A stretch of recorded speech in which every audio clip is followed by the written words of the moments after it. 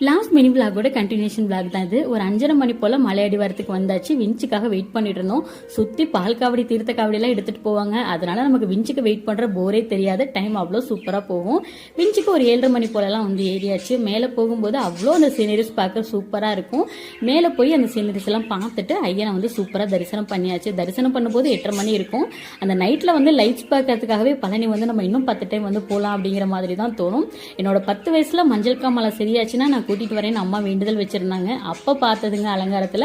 அதுக்கப்புறமா இன்னைக்கு தான் வந்து அப்பனை பார்த்தேன். அவ்வளோ மனசுக்கு நிறைவா இருந்தது. சுவாமியை பார்த்துட்டு சித்தரை தரிசனம் பண்றதுக்காக நாங்கள் வெயிட் பண்ணிட்டு இருக்கும்போது நம்ம எல்லாருக்கும் ரொம்ப ரொம்ப தெரியும் மகேஷ் ஐயர். அவரை வந்து நேரில் பார்த்து பேசுற வாய்ப்பு எனக்கு கிடைச்சது. என்னமோ பக்கத்து வீட்டுக்காரவங்க மாதிரி அவ்வளோ ஜாலியாக பேசினாங்க. நான் வந்து ரொம்ப பயந்தேன். ஹஸ்பண்ட் கொடுத்த தைரியத்துல தான் நான் வந்து பேசினேன். அவரை பார்த்தது முருகனே பார்த்த மாதிரி இருந்தது எனக்கு. ஸோ அவரை பார்க்கறதுக்காக தான் இன்னைக்கு எல்லாமே லேட்டா நடந்ததோ அப்படின்னு நான் இப்போ வந்து உணர்றேன். முருகன் எனக்கு